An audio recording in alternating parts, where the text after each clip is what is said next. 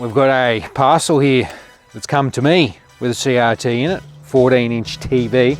Looks like it's been packed pretty well. It's got edges reinforced with right angle cardboard, and that stuff's pretty strong as it is by itself, but look at the corners, rock solid.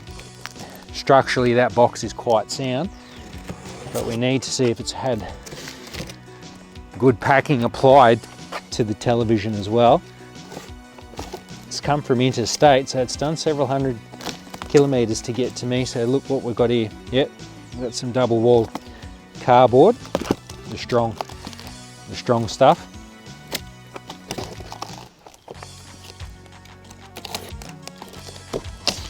Ooh, very nice. And the noodles. Never used the noodles. Never had any to straight on the surface of the tube though. I'm not necessarily a big fan of that, however. I shouldn't have yanked that one out so much. We're looking pretty good so far. Carry handle, or it's got an alcove there on the top. You put your hand under there to carry it out. We'll be able to lift that straight out by the look of it. Oh, it's looking all right. It's looking good. This is the RCA model 14MK10EA. RCA has given us a 14-inch curved tube. This thing's built in about the year 2000. The service manual and other documentation suggests this. On the front we have the power switch. Channel up, channel down, volume up, volume down. I don't see any other button to get into the menu system, which makes the remote probably all that more essential. Composite video in and left audio in, or mono, not a stereo television by the look of it. Although it didn't come with the remote, I believe this is the true remote. The remote on the right is possibly an aftermarket reproduction, model RCT100LX. One on the left is a genuine RCA remote, and I'm sure it'll work. I'm sure one of the two will work when we get to it. This model is rather sleek. No point hiding it any further. There's the SCART, the all-important SCART. I wouldn't subject you to such a small television unless it had component or SCART. It was something else special. It's made in Thailand.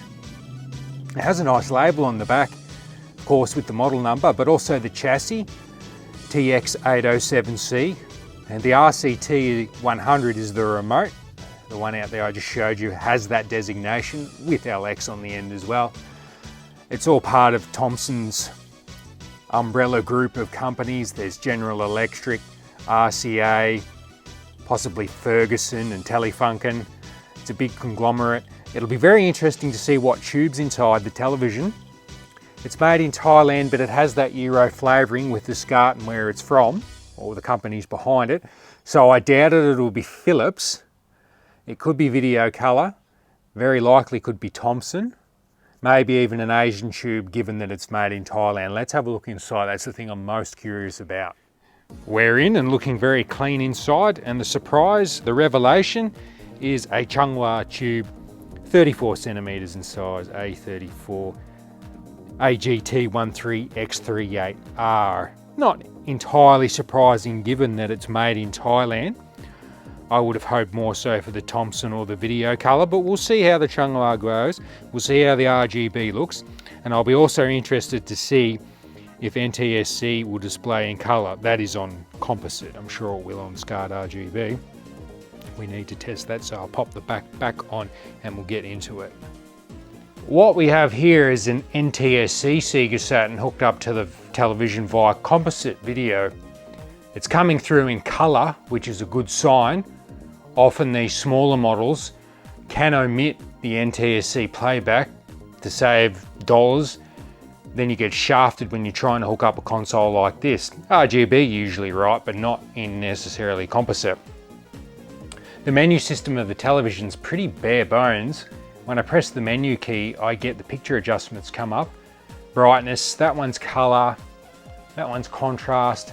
That'll be sharpness, and the bottom one will be tint, which will apply right now in NTSC and probably won't when we have a PAL signal going into the television. I've got Virtual Cop 2 going in the Saturn right now, just calibrating the gun. Why not shoot two birds with one stone, the NTSC via composite and light gun compatibility.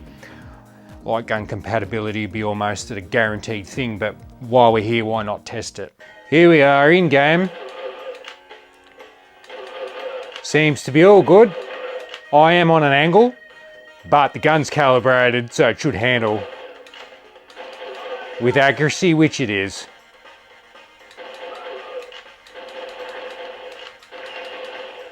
Oh, he got me. I think that's more my bad aim than anything else.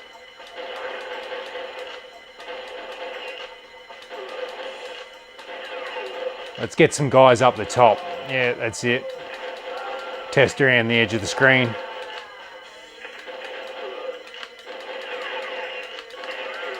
All good. Why don't we put the SCART cable in right now and go into RGB? Okay, the SCART cable's in the back of the TV and into the Saturn. We're in RGB. The clarity's improved. This particular television, you can adjust the colour even though you're in RGB. Quite often SCART RGB TVs you can't adjust the colour, but this one we can. We can boost the richness right up and it doesn't really bleed at all, so that's a good sign. Let's have a quick go of the gun again. Get rid of that menu off the screen. Right, that's fine. I'll put on Street Fighter to have a look at the visuals a bit more closely. This is looking good now with Street Fighter 02 on.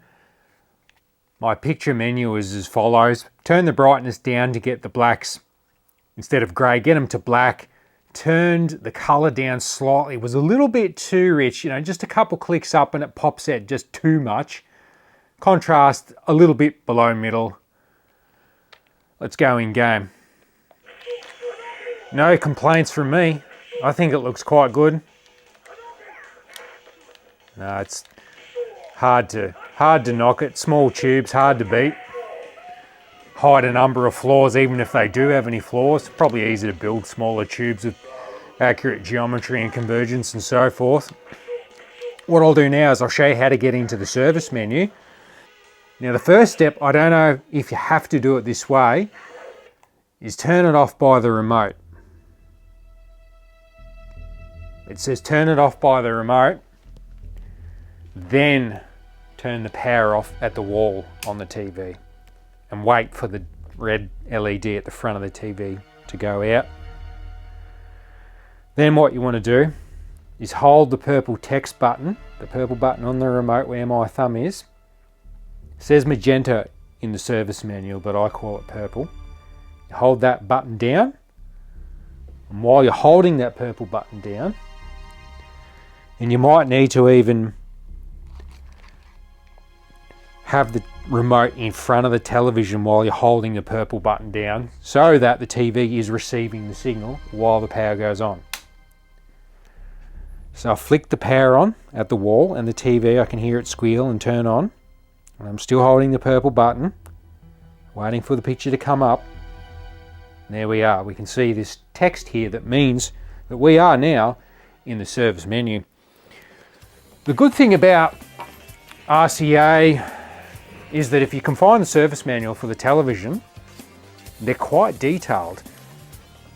This is a printout of the table that's available in the service menu. What I can do is scroll down, then I get to HS. HS is horizontal shift. Now you can see it. You can see the picture hopefully moving across there. Doesn't look like I can move it very far. I'll go on a static screen. The grid would be best, but we'll make do with what we got. There you go, it's going to the left. And we'll put it back roughly in the center, just roughly for the sake of the argument. Next one's vertical slope, vertical amplitude. We can stretch it up a bit. S correction, vertical shift. That moves the whole picture. Then we get into other things like the actual cathode, colours, drive, bias, all that type of thing, and so on and so on. And the list is quite long. To get out of the service menu, simply power off the television at the wall or via the remote. When you return back, when you power it on, you'll be back in normal operations. So pretty simple service menu to get into. Unfortunately, it's got one. They haven't skipped on that fact. Over to the Super Famicom now of Super Mario World, looking quite good. Looking lovely. I've seen so many little TVs lately in composite video, and finally to get to RGB again is such a pleasure. It is so much better. Let's get a crosshatch up. This would be the perfect place to adjust the properties of the service menu. However, I'll leave it as is. Overall, a good television, the RCA. RCA is a brand that's not terribly common in Australia. They do have quite a few late models that snuck in. Big, widescreen, pure flat, twin SCART, even triple SCART. So here and there's RCA. They don't always have SCART, unfortunately. For example, this RCA I picked up here a few months ago. I had high hopes when I saw the front of it. RCA, great. However, looking on the back, there were no SCARTs. So it's not always the case that you'll have an RGB ready out of the box TV when you find the brand RCA. However, when you do see that brand name, have a closer look in case it's SCART. Overall, good television, playback in NTSC in colour, on composite video, likes RGB, easy to get into the service menu, got the basic adjustments you can make. It could be a stereo TV, but most little ones like this aren't. The later end ones started to incorporate stereo, but not a big loss. You'd probably be serious about it and get a separate sound system anyway. So overall, the RCA is fairly decent TV. Thank you for watching. Stay tuned for next time.